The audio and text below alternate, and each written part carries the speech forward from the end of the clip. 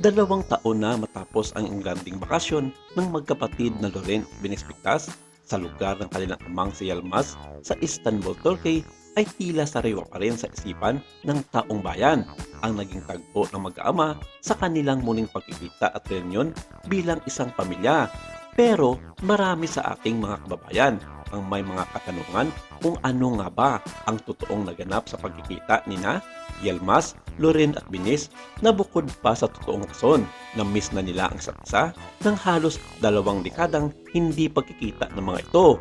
Talagang star-studded, pinag-usapan ng gusto ng madlang people ang mga naging tagpong iyon sa simulat sa pool pa lang ng kanilang bakasyon hanggang sa umuwi ang 2 bata sa Pilipinas ng halos 3 linggong pamamalagi sa Turkey.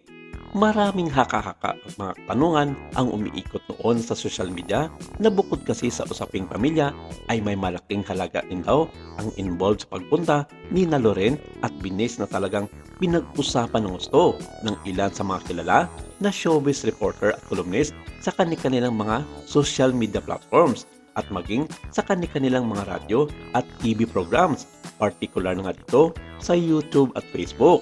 May mga usap-usapan kasi na malaki raw talaga ang makukuha at mga mamanahin ng 2 bata sa kanilang amang si Yilmaz dahil ubod daw itong napakayaman at kilala sa kanilang lugar at hindi nakapagtataka na sikat ang kanilang ama sa Turkey dahil nagmula siya sa mayamang angkan pero sa kabila ng yaman ng kanyang mga magulang nagawa nito na magtayo ng sarili niyang imperyo at gumawa ng kanyang sariling pangalan.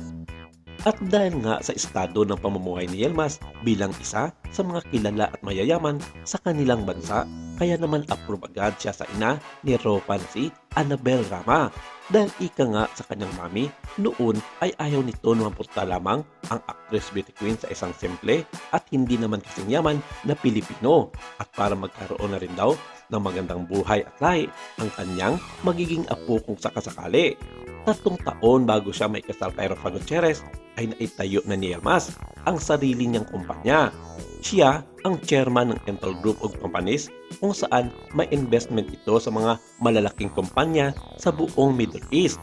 Naitayo ni Yilmaz ang Entel Group of Companies noong year 2000 at hanggang sa ngayon ay patuloy itong lumalago lalo na nang maghiwalay sila ng actress beauty queen na si Rofa Gutierrez. Ang pamilya ni Yilmaz ay itinuturing na isang oligarch sa bansang Turkey na tila katumbas na rin ng mga mayayaman at mga kilalang tao sa Pilipinas tulad na lamang ng mga Bilyar, mga Sobel at Ayala at ang mga may-ari ng mga malalaking malls at airlines ng mga pamilya Gokongwei at pamilya Si. Pero may international reach ang kumpanya ng mga bigkas na umaabot sa halos buong Middle East, Europe, Amerika at ilang bahagi ng Central Asia sa China at Malaysia. Pumapalo kasi ng halos 200 bilyong dolyar ang total net worth ng kumpanya na tumatakbo na ng halos 2 dekada sa iba't ibang linya ng industriya. Kaya kung maalala noong magkaroon sila ng press release ni Rofa ay ipinakilala siya na isang prinsipe ng bansang Turkey na naging dahilan na marami noon ang naiinggit sa actress beauty queen dahil sa limpak-timpak na salapi meron itong si Yilmaz Bigtas at magbubuhay bilang isang reyna. Pero ang lahat ng ito ay di naging madali sa mga naging pangarap ni Rofa Gutierrez nang dumating ang panahong naghiwalay sila ng asawang si Yilmaz dahil sa mga isyong bumabalot ng siya ay nang magsimulang mamuhay bilang isang asawa at anak ng kanyang 2 anak na sina Loren at Binis Bigtas. Sinabi kasi ng actress beauty queen na ang punot dulo ng kanilang hiwalayan ni Yilmaz ay ang kanyang pagiging battered wife dito. May mga panahon daw na sinasaktan di man siya ng asawa dahil sa mga bagay na hindi niya isinasapubliko dahilan para lisanin niya ang bansang Turkey at umuwi na lamang ng Pilipinas dala-dala ang kanyang 2 supling. Pero totoo bang patuloy ang suporta ni Yilmaz sa kanyang mag-iina dito sa Pilipinas pagkatapos ng 16 years simula nang sila'y maghiwalay?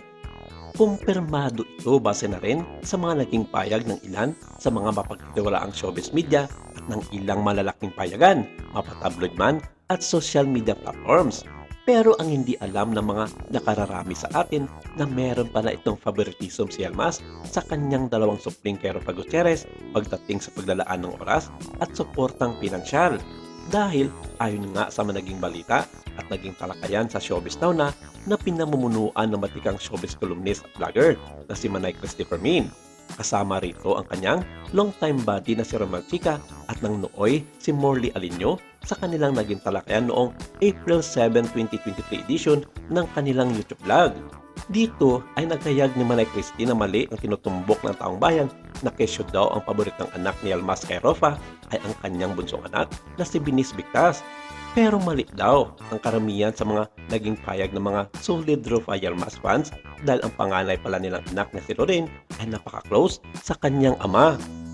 Kahit pa man daw noong nasa Istanbul ang dalawang bata sa kanilang ingranding bakasyon ay hindi naging halata sa taong bayan na nagsusubaybay sa naturang pinakamahalagang araw ng magkapatid na Loren at Binis ay una raw talagang niyayakap ng kanilang amang si Yalmaz ay ang panganay na si Loren. Very obvious naman sa mga naging post na ito ng kanilang inang si Rofa Gutierrez sa kanyang mga social media account at maging pagdating at pag-alis nito sa airport ang lagi raw inuunang niyayakap ng ama ay ang panganay na si Loren. Dagdag panik na si Permin, maging sa kasalukuyan ay mas madalas pa raw na tinatawagan ng ama ang kanyang panganay na nasa Amerika ngayon kaysa sa kanyang bunso na si Binis. Maging ang aktres na si Rofa Gutierrez ay aminado sa sarili na halata niya na ang mas paboritong anak ng kanyang dating asawa na si Yalmaz ay ang kanilang panganay na si Loren dahil halos araw-araw na itong nakakausap ang kanyang kapatid na si Eknas sa Turkey, might as well ang kanyang ama. At kung pagbabasihan sa managing komento noon ng mga netizens, ang kapal daw talaga ng mukha nitong si Rofa dahil ayon sa mga ito, pera lamang ang totoong nagbabaw sa pagsasama nila ni Yalmaz kaya hindi sila nagkatuluyan ng lubusan. Ganun pa man, ito ang mga bagay na mahirap tanggapin para sa inang si Rofa Gutierrez na hindi pantay-pantay ang pagtingin ni Yalmaz sa kanyang mga anak. Pero, ika nga sabi niya, life must go on at ibubuhos na lang niya ang lahat ng kanyang pagmamahal at atensyon sa dalawang bata. Ang importante daw sa ngayon, ayon sa actress, na araw-araw ay meron siyang may pagkakakitaan sa kanyang trabaho sa showbiz at maging sa ilang mga negosyo na kanyang naipundar ilang taon na ang nakakalipas. Maging ang kanyang inang si Annabel ay alam ang ugali ni Yalmaz pagdating sa treatment sa mga bata. At isa nga daw sa mga rason ng ina ay masyadong malapit daw talaga itong si Loren sa kanyang lolo na ama ni Yalmaz dahil kamukhang kamukha raw nito ang kanyang lula na namayapa na sa Turkey ilang taon na ang nakakalipas. Maraming salamat. Ito lang muna ang ating update for today.